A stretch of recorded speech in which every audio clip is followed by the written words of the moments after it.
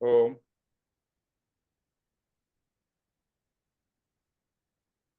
सहजात्म स्वरूप परम गुरु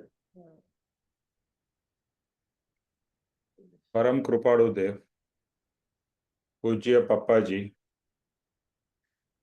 और सर्व ज्ञानियों का आशीर्वाद लेकर हम आज का सत्संग आरंभ करते हैं। जो भी सुने उसे बहुत ही गहराई से समझे और आत्मसात करे, क्योंकि आत्मसात जो भी होगा वही आगे आएगा।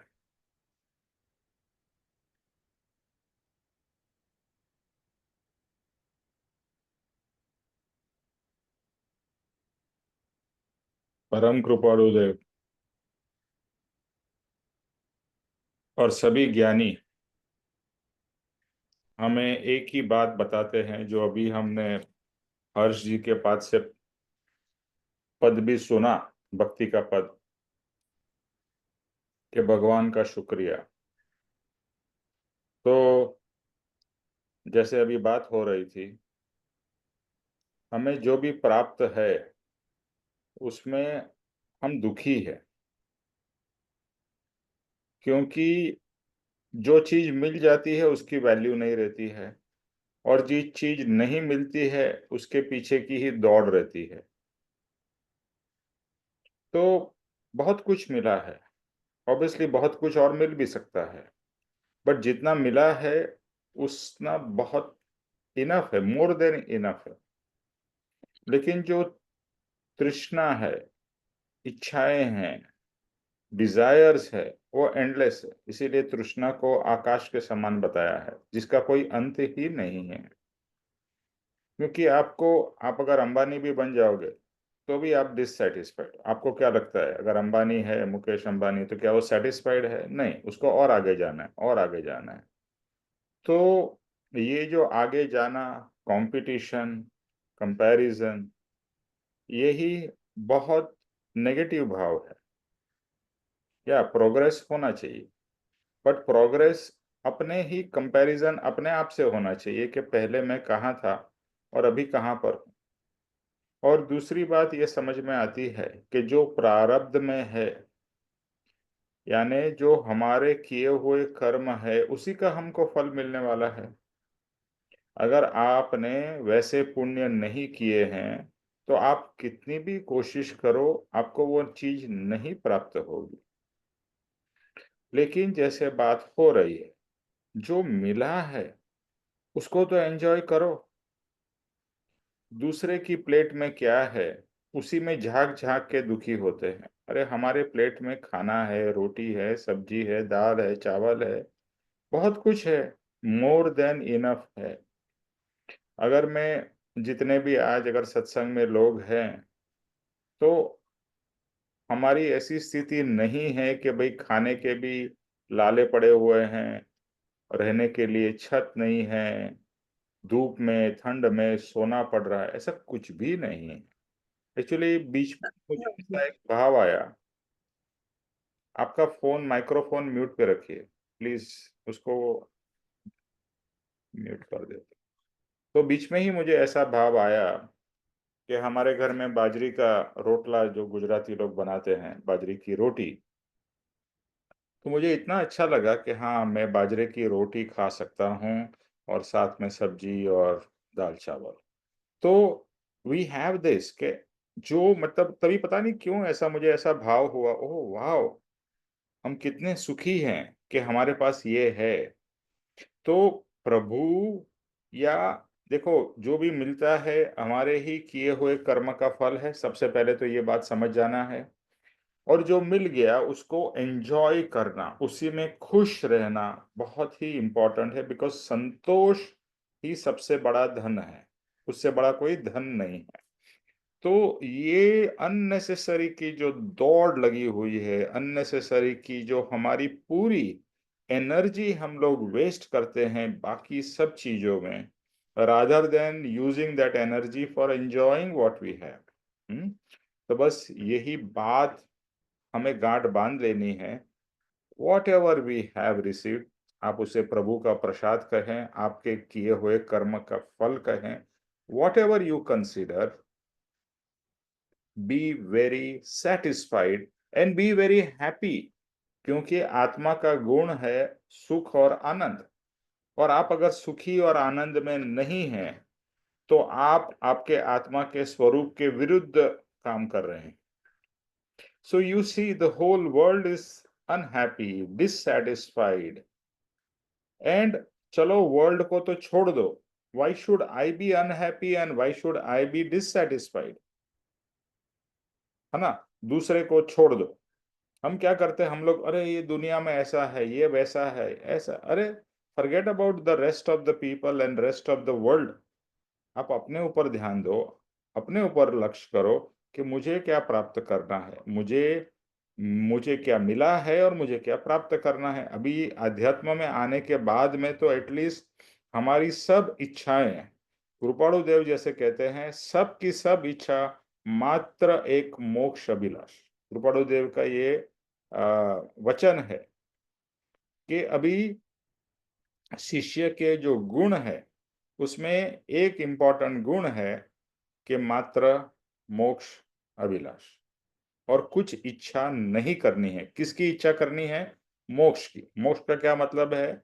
मुक्ति। अभी मुझे मुक्त होना है, अभी और लेके अपने आप को और बांधना है। अभी भी हम लोग संसार की जंजीरों से बंधे हुए हैं और हम चाहते हैं कि हमें और संसार मिले और संसार की जंजीरें और हमें मिले। जब भी हम संसार मांग रहे हैं तो हम एक्चुअली संसार की जंजीरें ही मांग रहे हैं और कुछ नहीं मांग रहे। यानी आज संसार की जंजीरों से बंधे हुए हैं और भगवान को कह रहे हैं, हे भगवान और मुझे संसार चाहिए और मुझे बंधना है।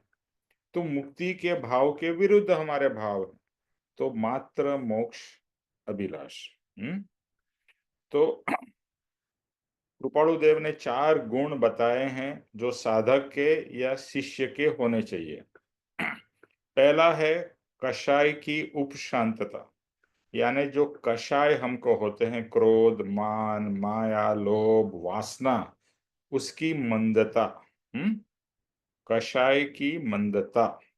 तो हम, हमारी बैरोमीटर जो है ना, कि हम कितने आध्यात्म में डूबे हैं और कितने आध्यात्म में आगे बढ़ रहे हैं, इसका ये जो मेजर है, सबसे पहला मेजर है कि हमारे कषाय, हमारा क्रोध कितना कम हुआ, हमारा मान कितना कम हुआ, हमारी माया, हमारी लोभ, हमारी जेलसी, हमारा वासना कितनी कम हुई, हमारी इच्छाएं कितनी कम हुई।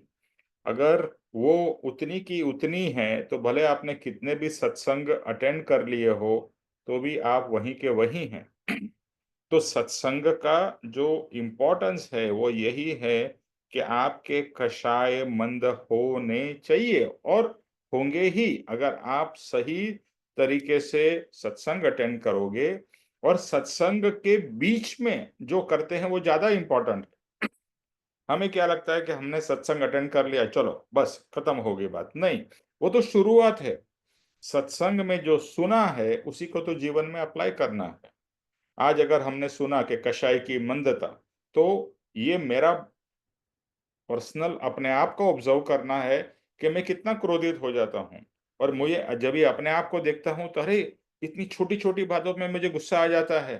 तो मुझे लगता है अरे क्या है ये, मतलब अपने ऊपर धिक्कार या तिरस्कार होना चाहिए कि मैं क्यों ऐसी छोटी छोटी बातों में इतना अपसेट हो जाता हूँ, क्यों इतना गुस्सा हो जाता हूँ।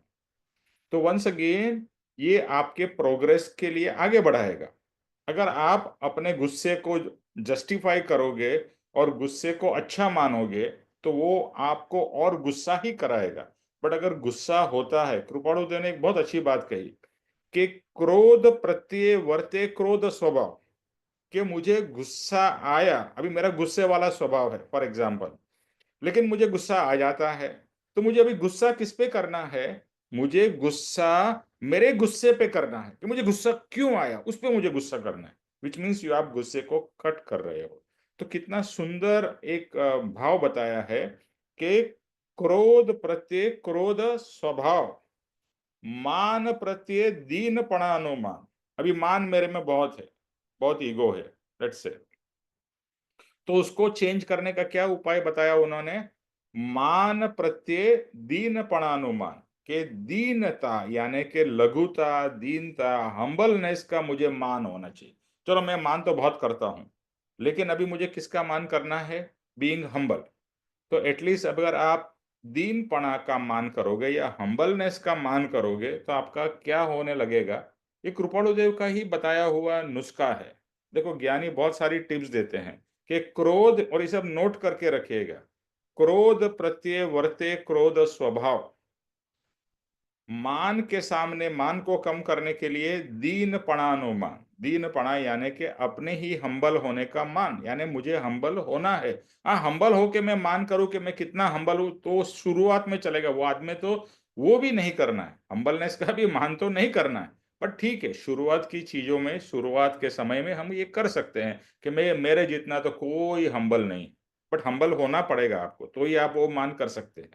तो क्रोध, फिर मान, माया प्रत्यय, माया साक्षी भावनी, मतलब माया जो आप कर रहे हो उसकी माया करना है कि मैं साक्षी होके अपनी माया देख रहा हूं, साक्षी होके अपनी माया को ही मैं ऑब्जर्व कर रहा हूं कि मैं कितना कपट कर रहा हूं, मैं कितनी चालाकी और चोरी कर रहा हूं, माया। उसका मुझे एक बार एग्जैक्टली कृपाणु देव का मैं पढ़ के आपको लिख के भी दे दूंगा। और लोभ जो है उसके प्रति भी कुछ एक कृपाणु देव ने दिया, मुझे अभी याद नहीं है, किसी को याद है तो बता देना। तो चार, क्रोध, मान, माया, लोभ को कम करने के लिए कृपाणु देव ने ये चार बकायदा बताए हैं। और 1 मिनट अगर आप लोग होल्ड करेंगे तो मैं अभी आपको बता भी देता हूँ, 1 मिनट।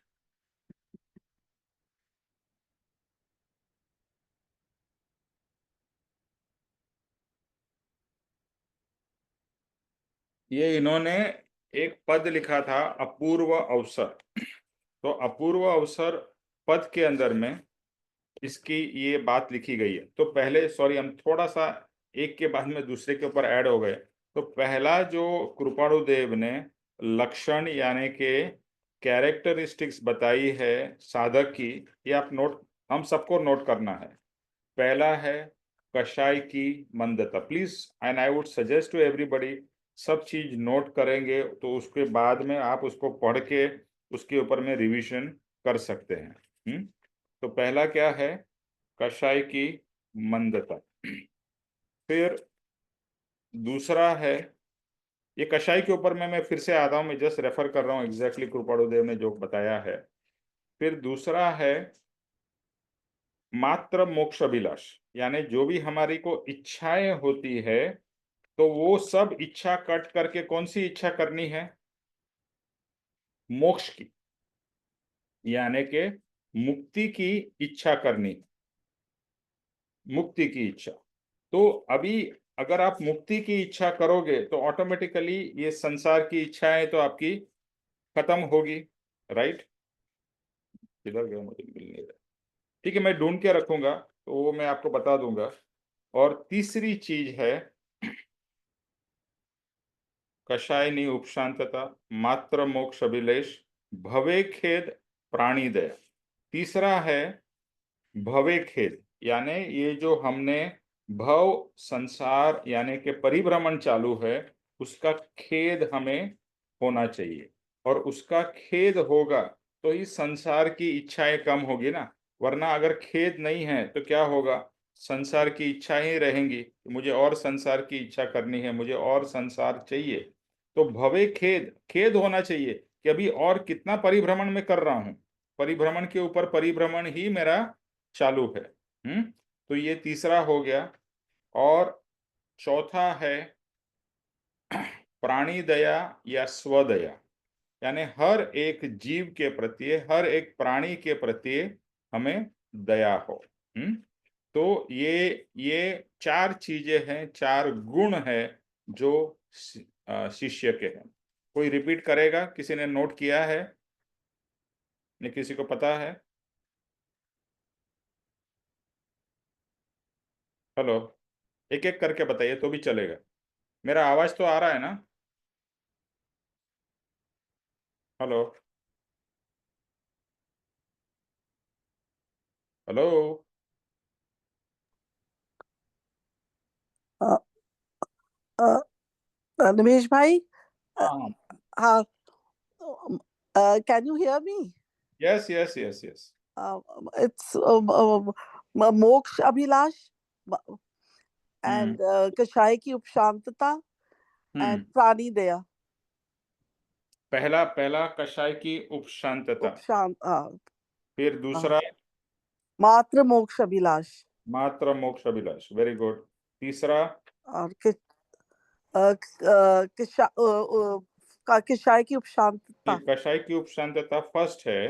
बस। ओके। मात्र प्राणी हाँ। प्राणी दया आई थिंक। हाँ, लास्ट है प्राणी दया।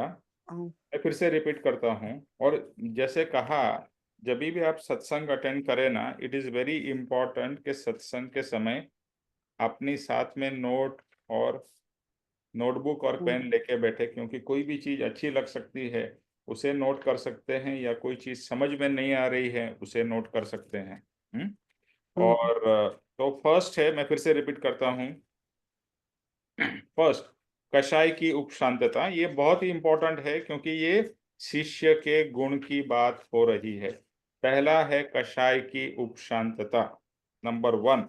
सेकंड है मात्र मोक्ष अभिलाष। तीसरा है भवे खेद, यानी ये जो परिभ्रमण चालू है उसका खेद।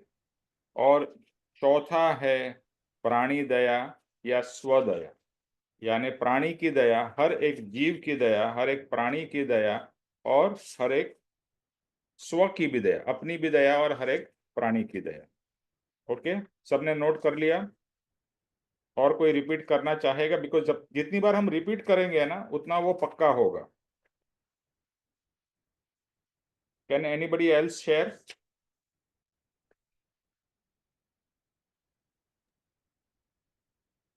हेलो। यस, बोलो। हाँ, कल सेम रिपीट करने गए हैं। हाँ वही, अरे एकदम। हाँ, वो पहला है, हाँ, कषाय की उपशांतता। The hmm. सेकंड है मात्र मोक्ष अभिलाषा। तीसरा है भव्य खेद में परिभ्रमण का खेद। और चौथा है प्राणी दया या स्वदया। हम्म। ओके। अच्छा देखिए, वेरी गुड। अभी ये जो मैं क्रोध के प्रति जो मैं बता रहा था ना, कषाय, यानी क्रोध मान माया लोभ। आप लोगों के पास में छोटी बुक होगी, रामदास, आपके पास में, सबके पास में वो छोटी वाली बुक है ना, जिसमें से हम नित्य कर्म करते हैं। उसमें अपूर्व अवसर का पद है।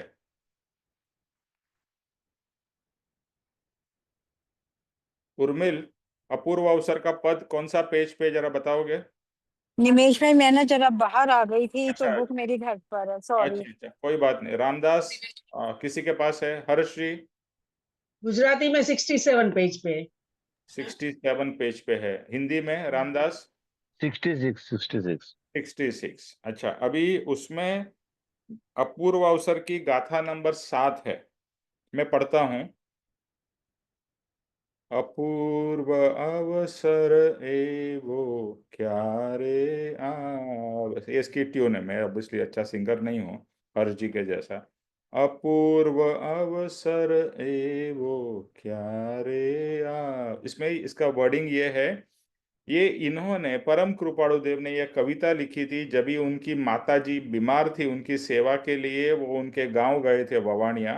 और सेवा जब भी कर रहे थे तभी उनको उत्कृष्ट भाव हुए, और उन्होंने ये कविता लिखी है। अपूर्व अवसर, ऐसा अपूर्व यानी जो पूर्व में ऐसा हुआ नहीं है, ऐसा अपूर्व अवसर कभी आएगा। अपूर्व अवसर एवो क्यारे अवसर, ऐसा अपूर्व अवसर कभी आएगा।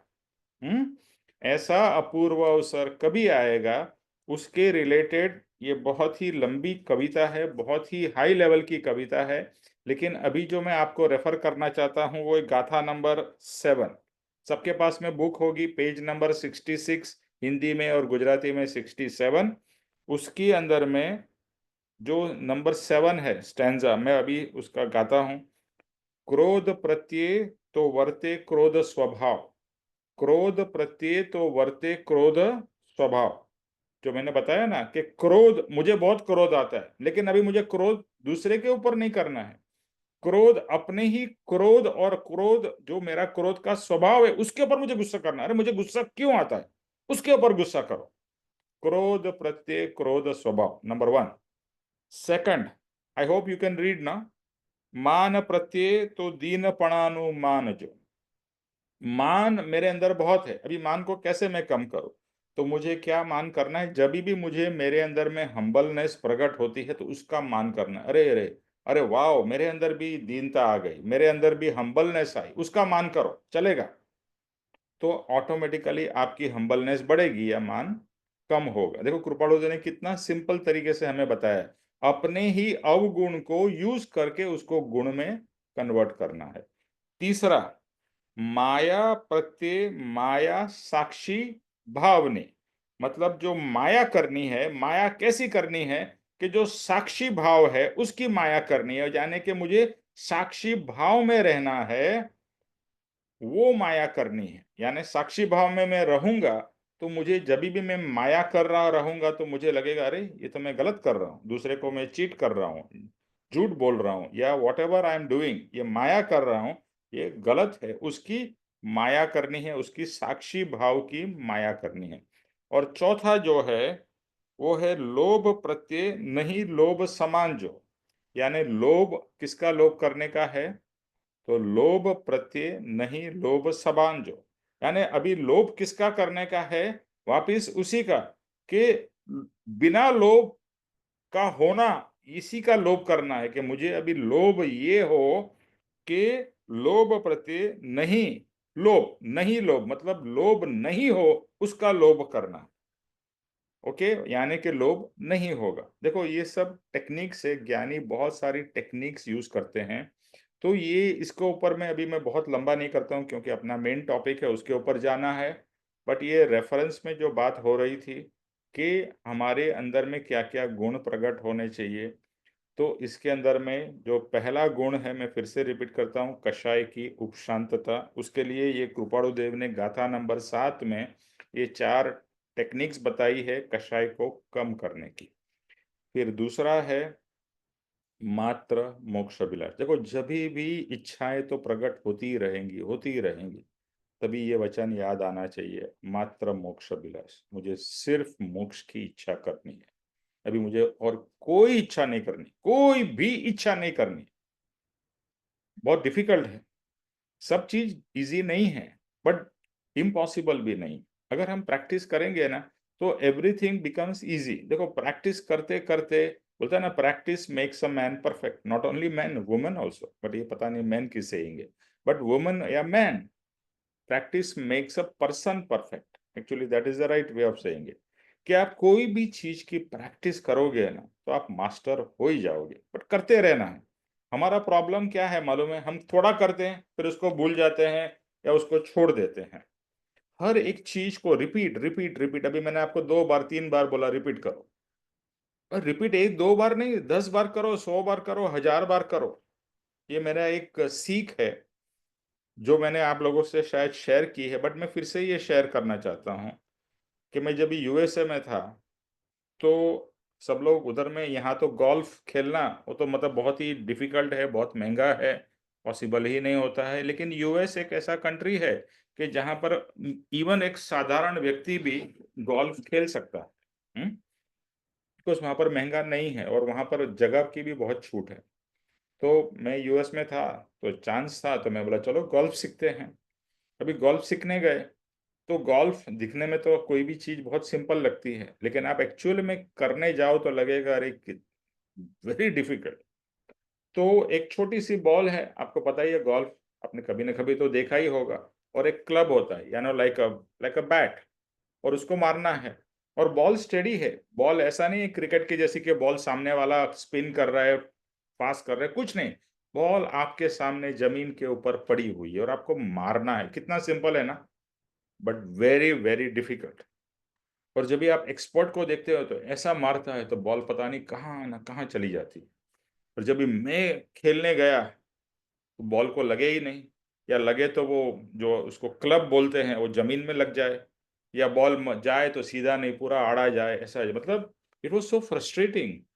तो मैं जब भी दूसरे एक्सपर्ट्स को देखता था, यानी एक्सपर्ट्स मतलब मैं एकदम प्रोफेशनल प्लेयर की भी बात नहीं कर रहा हूँ, मतलब अपने जैसे ही जो रेगुलर खेलते हैं। तो एक बंदे से मैंने पूछा, यार you are playing so well यार, I am very impressed, how do you do it. उसने एक बात की, जो बहुत ही सिंपल बात की, जो मेरे एकदम जहन में, मेरे अंदर में उतर गई।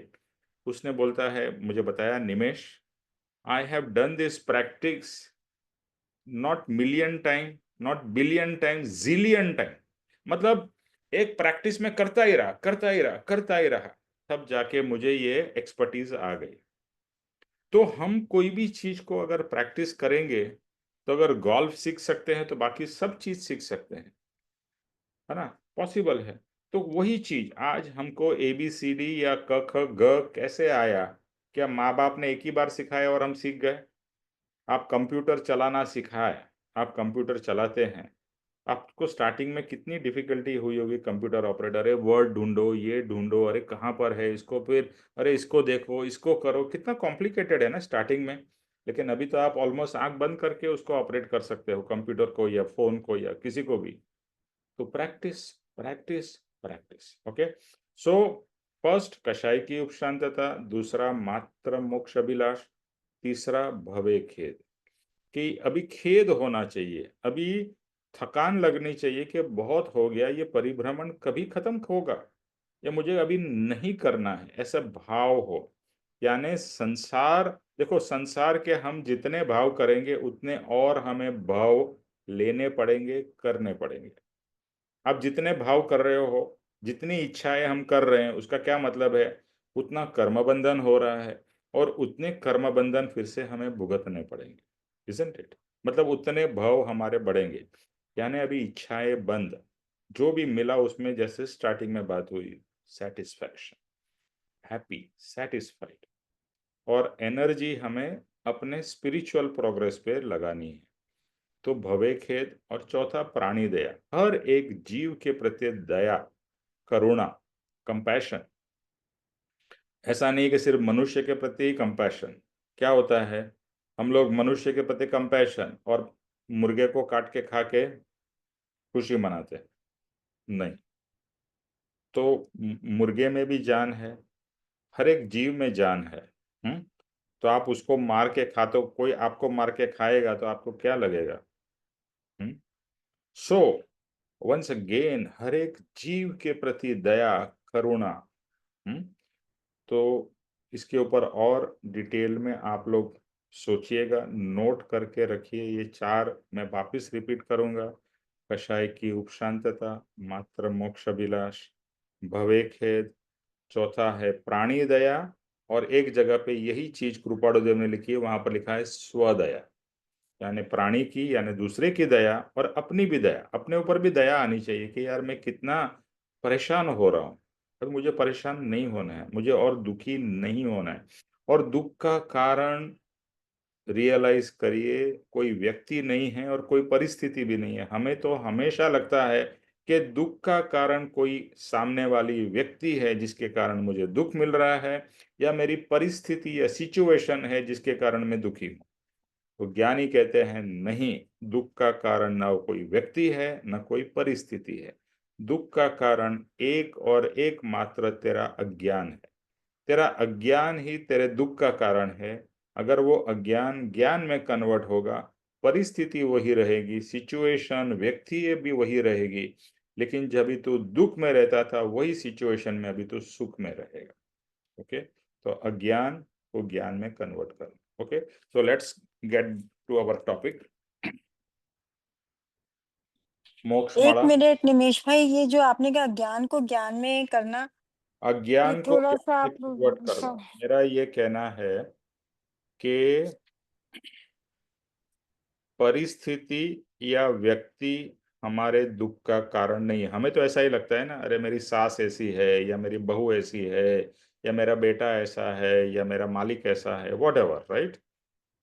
तो हम हमेशा यही सोचते हैं कि मेरे दुख का कारण कोई सामने वाला व्यक्ति है, या मेरी परिस्थिति, मेरी सिचुएशन, जिसके कारण मैं दुखी हूँ।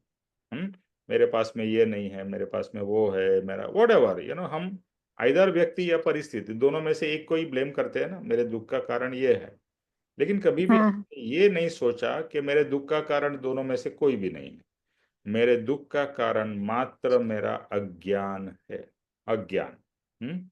और ज्ञान आने के बाद में वही परिस्थिति में मैं सुखी रह सकता हूं। आप जेल में भी सुखी रह सकते हैं और बड़े महल में भी दुखी रह सकते हैं, आपके ऊपर है। नहीं तो ज्ञान से मतलब हमें ये समझना है कि ये जो परिस्थिति या व्यक्ति है, ये मतलब इसको ऋणानुबंध समझें हम, हाँ मतलब कैसे समझें उसको कि भाई हाँ ओके, ये हमारा ज्ञान है। ओके। सो ज्ञान क्या है, पहला तो ये है। उसके लिए मैं फिर से अभी एक और कृपाणु देव का वचन, और पत्र नंबर है 301। कृपाणु देव ने क्या कहा है? पहला, how to be happy, number 1।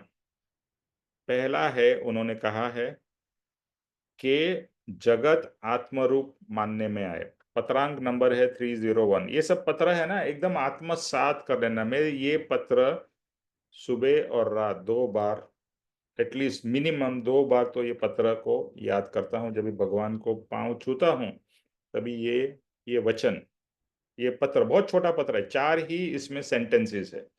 4 sentences to lead a happy life. Okay, number 1 यही ज्ञान है। क्या है? जगत आत्मरूप मानने में आए, यानी सामने वाला भी आत्मा है। हम क्या करते हैं, सामने वाले को व्यक्ति रूप देखते हैं, उसे आत्मा रूप नहीं देखते। क्यों नहीं देखते हैं? क्योंकि हम सामने वाले को सास या बहू या बेटी या व्हाटएवर, पति, पत्नी, अगर हम आत्मा रूप देखेंगे तो हमें लगेगा कि वो भी आत्मा है और मैं भी आत्मा हूं, नंबर 1। दूसरा, वो जो बिहेव कर रहा है उसके कर्म के कारण बिहेव कर रहा है ना। कोई भी व्यक्ति अपने ही कर्मों से परेशान है। अभी किसी का स्वभाव गुस्से वाला है तो क्यों है? क्योंकि उसका कर्म वैसा है जिसके वजह से वो गुस्से वाला है। लेकिन वो गुस्से वाला है तो हमें उसका रिएक्शन नहीं करना है। सामने वाला कितना भी चिल्लाए, अगर आप शांत रहोगे तो वो आफ्टर सम पॉइंट वो भी शांत हो जाएगा। कितना चिल्लाएगा वो भी। तो शांत, जब भी हम सामने वाले को आत्म रूप देखेंगे, जैसे कहा ना प्राणी दया, तो हमें सामने वाला जो हमें दुख दे रहा है ना उसके प्रति हमें दया आनी चाहिए। अरे बेचारा कितना दुखी है। मान लो कोई कुत्ता आपके प्रति भौंकता है तो आपको कुछ रिएक्शन आता है, ये कुत्ता इतना क्यों भौंक रहा है? मैं पूछ रहा हूँ आपको उर्मिल। हेलो। नहीं आएगा ना कुछ भी, क्योंकि वो तो एक मतलब नहीं, हम जीव जानते हैं वैस ये कुत्ता है, हम सोचते हैं ये कुत्ता है, उसको समझ नहीं है ना। हाँ, बट उसको तो समझे, पर इंसान को तो विवेक है ना इंसान में तो। नहीं नहीं, मैं आपको, देखो ज्ञान क्या है, इस तरह से एनालाइज करना है कि सामने वाला व्यक्ति है ना, वो पेशेंट है। आपने वो लगे रहो मुन्ना भाई देखिए पिक्चर? हाँ हाँ देखी थी देखिए, बहुत अच्छी थी। उसमें नहीं, बहुत बहुत इंपॉर्टेंट उसमें सीख है, बहुत सारी सीख है। और वो भी महात्मा गांधी की सीख है। जो महात्मा गांधी की सीख, उनको महात्मा गांधी को परम कृपाणु देव से मिली है, how to lead a life. तो वो हम्म उसका जो एनिमी है उसको वो एनिमी नहीं देखता है, वो उसको एज अ पेशेंट देखता है कि बेचारा बीमार है। अगर आप सामने वाले व्यक्ति को एज अ बीमार देखो तो आपके उसके प्रति गुस्सा नहीं आएगा, करुणा आएगी कि वो इतना गुस्सा कर रहा है। वो जो सामने वाला व्यक्ति गुस्सा कर रहा है तो क्या वो खुश है? क्या नहीं है ना। गुस्से वाला व्यक्ति तो खुद तो सबसे पहले हैरान परेशान है। तो जब भी हमें उसको 2 पीस में देखना है, एक आत्मा और उसके कर्म, कि इसका बिहेवियर ऐसा है। वो तो अल्टीमेटली वो भी तो शुद्ध आत्मा है, जैसे मैं शुद्ध आत्मा हूं, लेकिन उसके कर्म ऐसे हैं जो उसको इस तरह से बिहेव करने के ऊपर मजबूर कर रहे हैं। ओके, तो उसके ठीक है प्रति मनीष भाई। गुस्से के बजाय करुणा आएगी। देखो ये सिंपल नहीं है, बट प्रैक्टिस, याद रखना है, प्रैक्टिस। ओके, तो अज्ञान। अच्छा, दूसरा परिस्थिति। मेरी परिस्थिति ऐसी क्यों है? भाई मैंने ही ऐसे कर्म किए। कृपाणु देव ने एक पत्र में ऊपर ही लिखा है, किसी का भी दोष नहीं है। सबसे पहले तो ये इसी इसी पत्र में आएगा, हमने कर्म बांधे हैं इसके लिए हमारा दोष है। तो ये जो पत्र नंबर 301 है, किसी के पास में है वचनामृत? यहाँ हाँ पर मैंने निकाला है निमेश भाई, पत्र निकाला मैंने 301 पत्रांक। ओके, पढ़िए, एक एक करके पढ़िए। आपका वीडियो भी चालू कर दीजिए। मेरे ख्याल तो ये का जो मैंने निकाला वैसे मुझे पता नहीं है, ये वही है ना, स्मरणीय मूर्ति श्री सौभाग्य, जगत आत्मरूप मानने में आए, ओके, जो नंबर हो 1। वह योग्य। एक मिनट, डोंट जंप। हाँ जी, हाँ एक जी। वचन को पढ़ना है, उसको डाइजेस्ट करना है। जैसे बताया, जगत आत्मा रूप मानने में है, यानी हर एक जीव को हम आत्मा के रूप में देखना है हमें, बराबर है। नॉट एज अ हुँ। पर्सन बट एज एन आत्मा। जब भी आप है ना व्यक्ति को आत्मा रूप देखोगे ना, तो आपका आपका नजरिया ही बदल जाएगा। लेकिन हम क्या करते हैं, व्यक्ति को पति, व्यक्ति को नौकर, व्यक्ति को मालिक या व्हाटएवर, है ना, अलग अलग हम नाम से देखते हैं। वो उसकी पर्याय है, समझ रहे हो? पर्याय, पर्याय मतलब क्या? आज वो नौकर, समझो आज आपके घर में कोई नौकर है, आपको उसके प्रति गुस्सा आ रहा है, उसने काम बराबर नहीं किया, लेकिन वो बेचारा नौकर क्यों बना है? क्योंकि उसके कर्म ऐसे करके आपके घर में वो काम कर रहा है। कल को वो भी आपका मालिक हो सकता है, तो आप मालिक के प्रति चिल्ला सकते हो? नहीं। नहीं। लेकिन नौकर को कुछ भी बोल सकते हैं। तो अगर हम उसे आत्मा रूप देखेंगे तो हम उसको नौकर नहीं देखेंगे, हम उसको मालिक नहीं देखेंगे, हम उसको पति नहीं देखेंगे, हम उसको बहू या सास नहीं देखेंगे। आत्मा, आत्मा को देखना है। तो वी स्टार्ट, मैं आत्मा वो आत्मा, मैं आत्मा वो आत्मा। तो जगत, पूरा जगत आत्मा रूप मानने में है। हाँ, ऐसा नहीं कहा कि एक ही व्यक्ति। Number 1, this is the key to happiness. Number 2 पढ़िए। जो हो वह योग्य ही मानने में आए। बहुत डिफिकल्ट है, राइट? हाँ, हमें लगता है कि ये हुआ, ये गलत हुआ, ऐसा नहीं होना चाहिए, ऐसा होना चाहिए। कृपाणु देव ने क्या कहा है? जो हो उसे योग्य ही मानने में आए। Okay, period. No analysis, no this, ऐसा होना चाहिए था, वैसा होना चाहिए था, ये वो। No discussion, no argument and no thinking. हम लोग क्या होता है, एक भी चीज हो जाती है, उसके बाद में घंटों तक उसके ऊपर सोचते हैं, और घंटों क्या, महीनों और सालों तक उसे याद रखते हैं। कभी आपको कोई व्यक्ति कुछ बुरा कर जाए आपका, आप जिंदगी भर उसको नहीं भूलते हैं। बट यहाँ क्या कहा? जो भी हुआ उसे योग्य मानने में आए। यही बात भगवान कृष्ण ने कही है। जो हुआ अच्छा हुआ, अच्छे के जो लिए। हो रहा है वो अच्छा है, और जो होगा वो। लेकिन हम इसको समझते नहीं है, सिर्फ कृष्ण कृष्ण करते हैं, उससे कुछ नहीं होगा। हरे राम कृष्ण करने से नहीं होगा। राम के गुण हमें इम्बाइब करने हैं, कृष्ण के गुण, कृष्ण की सीख। यही अज्ञान को ज्ञान में कन्वर्ट करना है। दूसरा, हाँ, ये बहुत इंपॉर्टेंट है। एक एक चीज, एक एक चीज इतनी पावरफुल है कि जो भी हो सही है, गलत है ही नहीं। एक और ज्ञानी ने क्या कहा है मालूम है? जो हुआ वही न्याय, जो हुआ वही न्याय। हम क्या बोलते हैं, ये अन्याय हुआ, ये अन्याय हुआ, नहीं। ज्ञानी कहते हैं जो हुआ वही न्याय, क्योंकि न्याय। कर्म के हिसाब से जो होने वाला था वो हुआ, और वही होगा। आप भी चेंज नहीं कर सकते हैं। कृष्ण भगवान होते हुए भी महाभारत युद्ध हुआ हुआ और हुआ। तो जो होने वाला है वो होके ही रहेगा। अभी दूसरा, मैंने इसके रिलेटेड रमन महर्षि का एक वचन पढ़ा। उन्होंने भी यही कहा है कि जो होने वाला है वो होके रहेगा, आप कितना भी उसको रोकने की कोशिश करो। और जो नहीं होने वाला है, आप कितनी भी कोशिश करो वो नहीं हो। ये हमारा सबका एक्सपीरियंस भी है ना, जीवन में कितनी सारी ऐसी चीजें हुई है जो हम न चाहते हुए भी हुई है, और जो हम नहीं चाहते थे वो कभी कभी अनएक्सपेक्टेड फायदा भी हो गया, और कभी अनएक्सपेक्टेड बहुत नुकसान। तो ये वचन, जो हुआ योग्य मानने में आए। तीसरा वचन। पर के दोष देखने में ना आए। कितना इजी है ना, पर के दोष देखने में ना आए। और हमें क्या दिखता है? दोष ही दोष है। दोष, पर के दोष ही दिखते हैं, पर के दोष ही दिखते हैं, है ना। पर के दोष देखने में ना आए। पर के तो गुण देखने हैं, दोष तो अपने देखने हैं, बट हमें हाँ। अपने गुण दिखते हैं और पर के दोष दिखते हैं। देखो, ये मैं आपके साथ ही हूं, मैं इसी बोट में हूं। मेरे अंदर भी यही सब अवगुण है। तो यही ज्ञानी के वचन को बार बार बार बार बार बार प्रैक्टिस, कीप ऑन, अपने आप को हैमर करते रहना है, याद करना है। ये पत्र को रोज पढ़िए, एटलीस्ट दिन में 2 बार पढ़िए, मिनिमम 301 चाहिए तो इसको लिख के डाल देंगे। आई एम श्योर सबके पास में वचनामृत होगा। 301 is the key to happiness, key to lead a very good life. Okay, पर के दोष देखने में ना आए, दिखाई देंगे लेकिन देखना नहीं है, उसके ऊपर फोकस नहीं करना है, उसके गुण के ऊपर फोकस करो। एक्चुअली पर के ऊपर फोकस ही नहीं करना है, अपने ऊपर ही फोकस करना। हमारा प्रॉब्लम यह है कि हम दूसरे के ऊपर ही फोकस करते हैं, इसीलिए दुखी है। ओके, फोर्थ, अपने गुणों की उत्कृष्टता सहन करने में आए तो ही इस संसार में रहना योग्य है। अपने गुणों की उत्कृष्टता सहन करने में आए। मतलब मेरे जो गुण है, हम क्या करते हैं, अपने गुण को इतना बढ़ा चढ़ा के दिखाने की कोशिश करते हैं। और कृपाणु देव कहते हैं अपने गुण को छुपाओ, अपने गुण को दबाओ, छुपाओ भी नहीं, दबाओ। बहुत डिफिकल्ट है। इसका कोई आपको समझ में आ रहा है ऐसा क्यों बताया उन्होंने? अपने गुणों की उत्कृष्टता, क्या लिखा है वर्ड? उत्कृष्टता सहन करने में आए। सहन करने में आए। अभी कभी भी हमको गुण सहन करना पड़ता है? नहीं ना।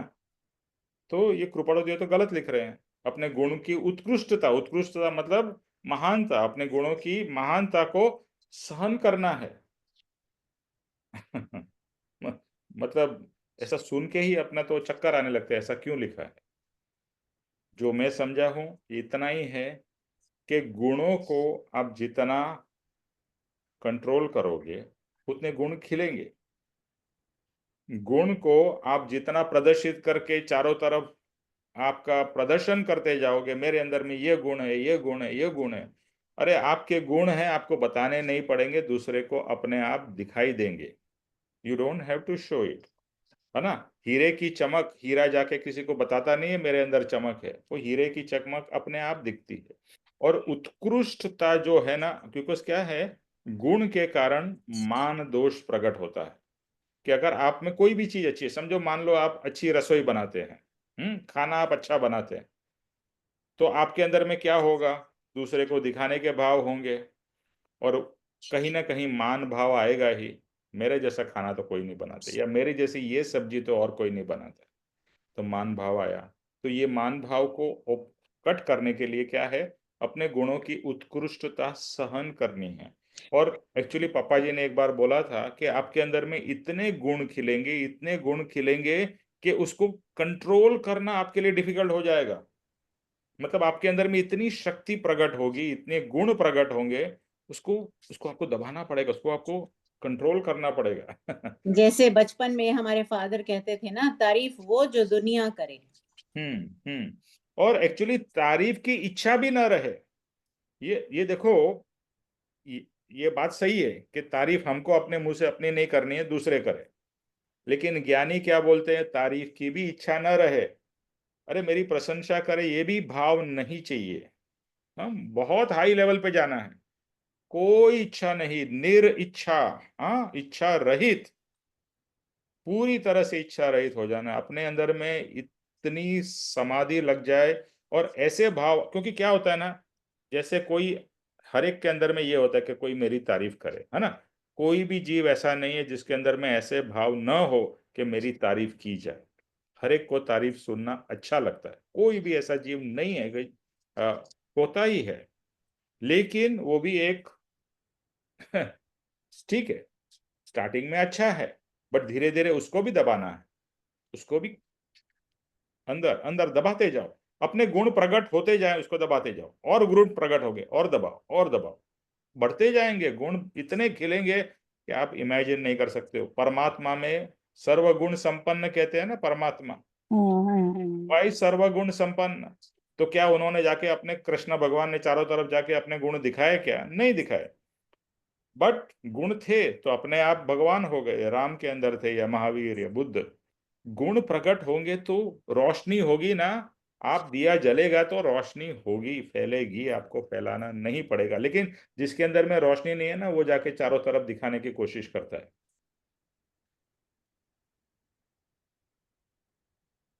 Okay, sorry. सो ये चार कृपाणु देव ने कहा है, पहले फिर से रिपीट करो, उर्मिल पढ़ो। जगत आत्म रूप मानने में आए, जो हो वह योग्य ही मानने में आए, पर के दोष देखने में ना आए, अपने गुणों की उत्कृष्टता सहन करने में आए, फिर आगे पढ़ो। तो ही इस संसार में रहना योग्य है, दूसरी तरह से नहीं। ओके, आपको और मुझे बता दिया कृपाणु देव ने किस तरह से हमें जीवन जीना है। जीना है। ओके, इसी तरह से हमें जीवन जीना है, तो ही हम सुखी होंगे। और यही ज्ञान है, और कोई ज्ञान कोई मैजिक पिल नहीं है। ज्ञान is only common sense, it's a very simple thing. और ज्ञानी ने ये सब एक्सपीरियंस किया हुआ है, याद रखना। ये ज्ञानी ने कोई बुक में से कृपाणु देव ने ये पढ़ के लिखा नहीं है। उन्होंने अपने जीवन में उतार उतार के हर एक चीज को हमारे को दिया है। तो अज्ञान, वापिस अपना शुरुआत कहाँ से हुई थी कि दुख का कारण न तो कोई व्यक्ति है न तो कोई परिस्थिति है। दुख का कारण मात्र और मात्र हमारा अज्ञान है। और ज्ञान प्राप्त होने से सुख की प्राप्ति होगी। अभी हम यहाँ पर यही एग्जाम्पल राम भगवान का लेते हैं कि राम भगवान को जब ये वनवास हुआ तो तभी उनकी जो सौतेली माँ थी उसको उन्होंने कितनी गाली देनी चाहिए थी, कितना कर्ज करना चाहिए था ना। राज से निकाल के वनवास भेज दिया। फिर वनवास में जो राजा महाराजा जो चारे तरफ नौकरों चाकरों से घिरे रहते थे, कोई नहीं, हर एक चीज, एक खाना खाना है तो जाके वन में से कुछ लेके आओ, पकाओ, लकड़ी लाओ, जलाओ। यानी कि कितनी तकलीफ होगी, जस्ट इमेजिन। हाँ, वनवास में क्या, आप 14 साल भूल जाओ, आप एक दिन वनवास में जाके रहो, बिना कोई फोन वोन कुछ ना हो। उस जमाने में तो थे भी नहीं, जाके वनवास में रहो, पता चल जाएगा। 14 साल वनवास में रहे, उसमें से उनकी पत्नी का अपहरण हो गया, ये हुआ, मतलब ऑल पॉसिबल प्रॉब्लम्स उनके लाइफ में हुए।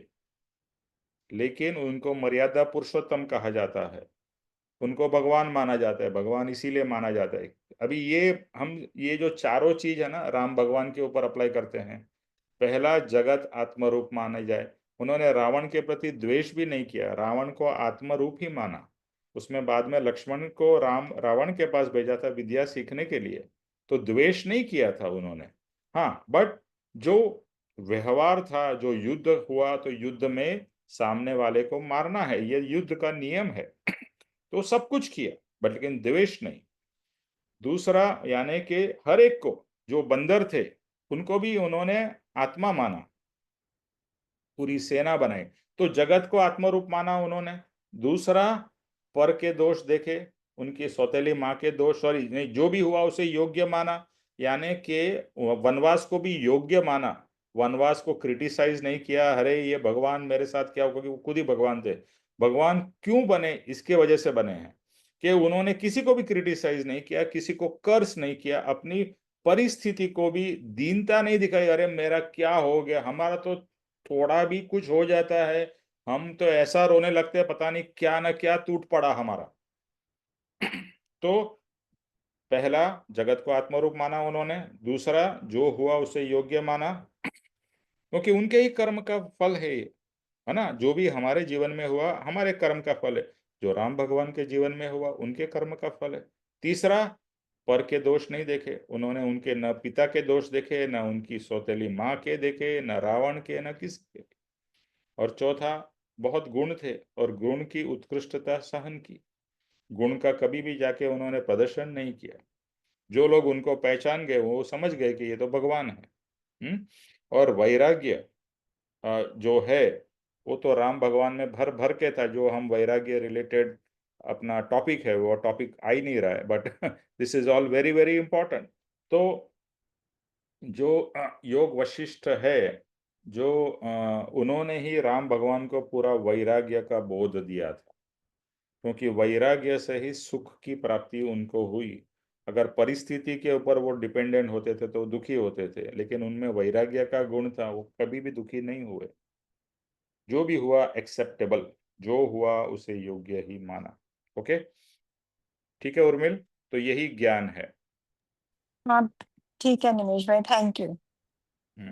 थैंक यू, आपने ये प्रश्न पूछा तो ये सब बातें इतना मतलब देखो ज्ञानी के पास में क्या खजाना है ना। मतलब आप जितना जितना गहरा जाओगे उसमें से लगेगा कितने हीरे मोती है। हीरे मोती तो फिजिकल चीज है, ये स्पिरिचुअल क्या क्या एक एक चीज है उनके पास में, और वो हमें इम्बाइब करनी है। तो जैसे कहा सिर्फ हरे राम हरे कृष्ण करने से नहीं होगा। राम के गुण अगर हम प्राप्त करते हैं तो हम हरे राम कह सकते हैं, कृष्ण के गुण प्राप्त करते हैं तो हम हरे कृष्ण कह सकते हैं, हरे महावीर जो बोलना है वो। अभी शिव अभी वो गई क्या बोलते हैं शिवरात्रि, राइट।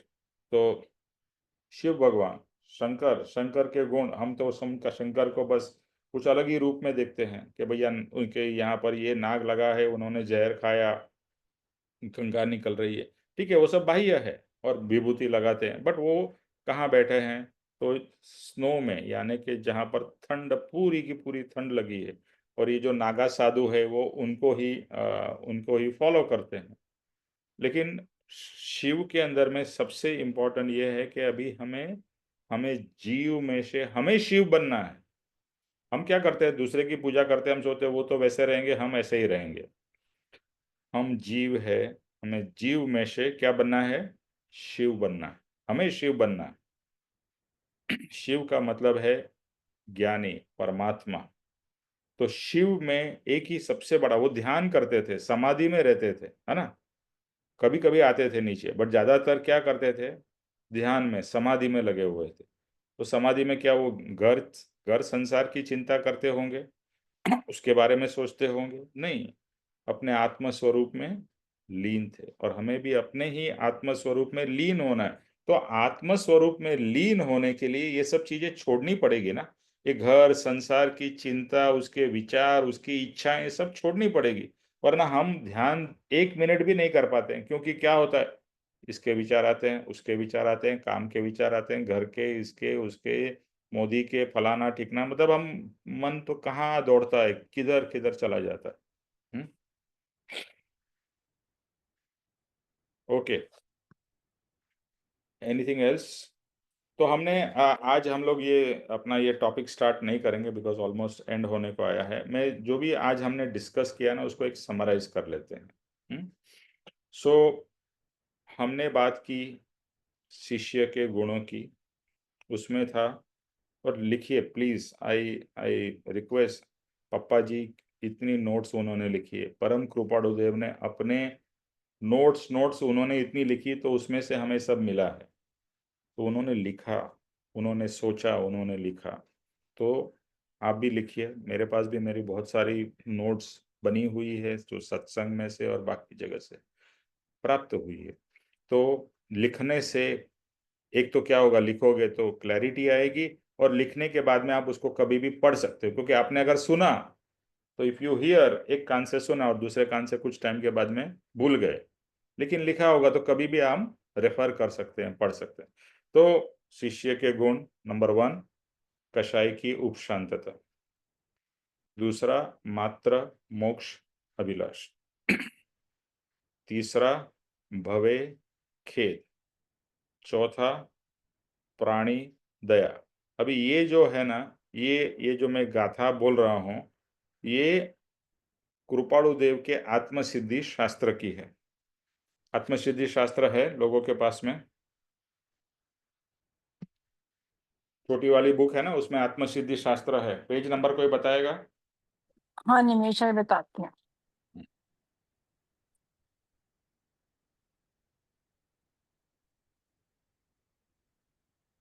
31 page number 31। 31 अच्छा, ओके। उसमें गाथा नंबर मैं बताता हूँ। एक तो गाथा नंबर शायद 37 है, एक मिनट। हाँ 38। उर्मिल गाथा नंबर 38 पढ़ो। जो ये आत्मार्थी के लक्षण में है हाँ, निमेश भाई, ये यस यस यस। और पेज नंबर भी लोगों को बताओ तो people can also. Page number 36 है मेरी बुक में तो। ओके, तो छोटी गाथा वाली नंबर, book है ना, हाँ, छोटी आत्मसिद्धि शास्त्र में है ये, पेज नहीं, नंबर छोटी वाली 36। बुक आपका वीडियो ऑन करके दिखा दो। छोटी बुक भी दिखा दो। आई नो ये एवरीबॉडी, बुक है, छोटी बुक, अपनी जिसमें से हम लोग नित्य क्रम करते हैं। Okay everybody. नित्य क्रम का हाँ, नित्य क्रम वाली छोटी वाली बुक, उसमें पेज नंबर क्या बोला उर्मिल? 36। 36। उसमें गाथा नंबर 38 उसकी कौन से पेज पे है? हाँ, गाथा नंबर 38 इन इमेज में 36 पेज पे है, आत्मार्थी के लक्षण। ओके, अभी ये पढ़िए गाथा। गाथा नंबर 38, कशायिनी उपशांतता, मात्र मोक्ष अभिलाष, भवे खेत प्राणी दया, त्याम आत्मार्थ निवास। ओके, यही बात हमने अभी ये जो की है। हम्म। हाँ, अच्छा, ये अभी 38 पढ़ी आपने गाथा, अभी आप पढ़ो गाथा नंबर 32। ओके,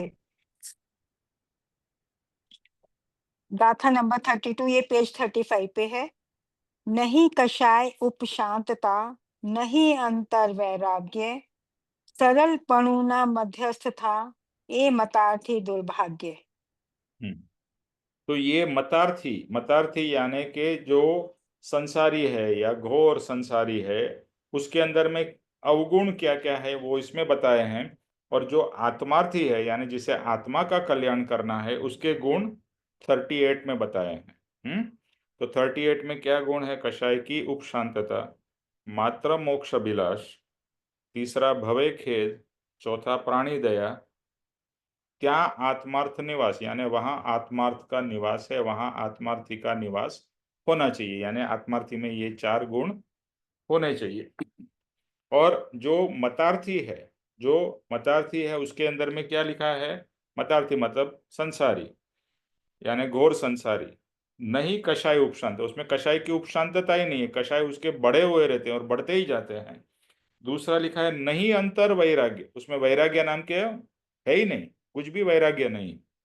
फिर न सरलपणु, मतलब बहुत ही कपटी है। सरल मतलब क्या होता है? जो जैसा है वो दिखाना, वो सरलता होती है। और उसका ऑपोजिट है कपटी, दम्भी, मतलब जो बोलेगा कुछ, करेगा कुछ, दिखाएगा कुछ।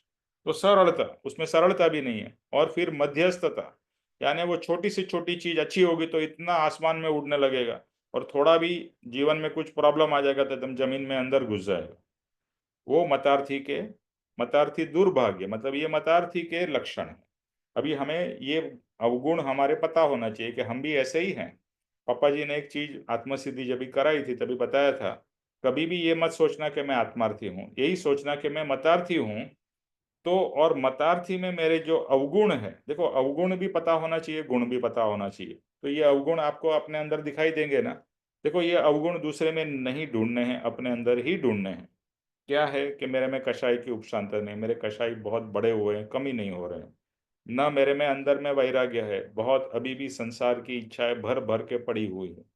न सरलता है, सरलता ही नहीं है, मैं बोलता कुछ हूँ, दिखाता कुछ हूँ, ऐसा। फिर मध्यस्थता है, मैं बिल्कुल बैलेंस नहीं, छोटी से छोटी चीज में ऊपर नीचे होता हूँ। तो मैं मतार्थी हूँ। और अभी मुझे क्या बनना है? आत्मार्थी। तो आत्मार्थी के क्या गुण है? कषाय की उपशांतता, मुझे कषाय कम करने हैं। फिर मुझे सिर्फ मोक्ष की इच्छा करनी है और सब इच्छाओं को कट करना है। तीसरा, मुझे भवे खेद, ये जो परिभ्रमण है उसका मुझे खेद होना चाहिए, जो नहीं है। और फिर प्राणी दया, प्राणी की दया, हर एक जीव की दया मुझे करनी है। ऐसा नहीं कि सिर्फ दोस्त की दया और अपने लोगों की दया। हमें क्या होता है, जो अपने लोग है उसकी दया आती है, दूसरे को तो बाढ़ में जाए, उसका जो होना है हो। अच्छा, अभी ये यही चीज उन्होंने गाथा नंबर शायद 101 में,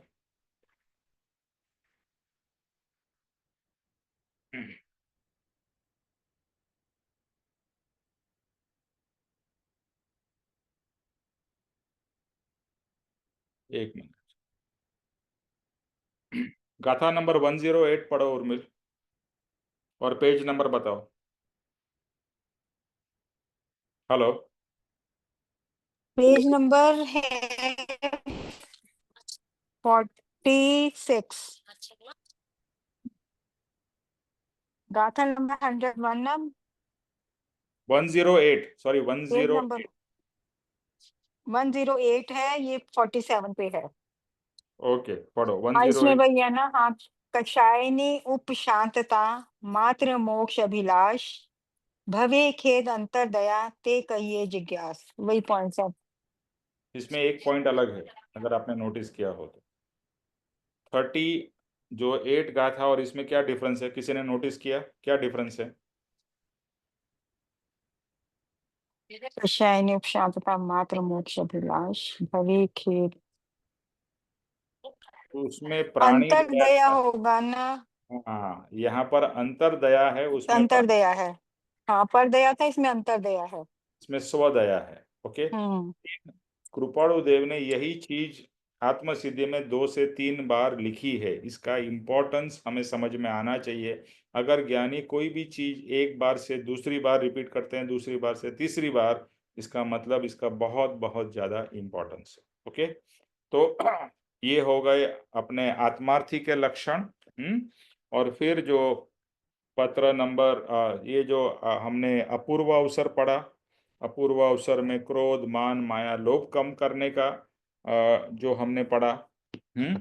ओके, क्रोध प्रत्यय तो वर्ते क्रोध स्वभाव, जो मान प्रत्यय यानी क्रोध के प्रत्यय क्रोध स्वभाव हो, मान के प्रति दीनता का मान हो या हम्बलनेस का मान हो, माया के प्रति साक्षी भाव हो, माया की कि मैं कितना कपटी हूँ, देखो मैं क्या क्या खेल खेल रहा हूँ, उसका साक्षी भाव। और चौथा लोभ के प्रति नहीं लोभ, यानी नहीं लोभ करने का भाव, करने का लोभ करना यानी नहीं लोभ। तो ये हो गया दूसरा अपूर्व अवसर में। और तीसरा हमने पढ़ा पत्र 301, जिसके अंदर में है कि जगत आत्मरूप मानने में आए, जो हो उसे योग्य मानने में आए, पर के दोष देखने में न आए, और चौथा अपने गुणों की उत्कृष्टता सहन करने में आए, तो ही इस संसार में जीना योग्य है, अन्यथा नहीं। इसी तरह से जीना है, अन्यथा नहीं जीना है। मतलब आप जियोगे तो आप दुखी होगे, कर्म बांधोगे और दुखी होगे, और कर्म बांधोगे और दुखी होगे, इस साइकिल चलती जाएगी। ओके, तो यहाँ पर आज का एंड करते हैं। जो अपना टॉपिक है भावना बोध का, वो हम बाद में लेंगे, and that we will take in the next session. तो अभी विनोद जी जय स्वरूप करिए। और मैं इतना ही कहूंगा, एक एक ज्ञानी के वचन एक मोती हीरे से भी ज्यादा कीमती है। मतलब मोती हीरे इसके कंपैरिजन में कुछ नहीं है। मोती हीरे आपको टेम्पररी कुछ हैप्पीनेस देगी, ये तो परमानेंट हैप्पीनेस वाली चीजें हैं। ओके विनोद जी। जय श्री सद्गुरुदेव वंदन। जे स्वरूप समझा विना पाम्यो दुख अनंत, समझाव्યું તે પદ નવું શ્રી સદગુરુ ભગવંત નમસ્કાર।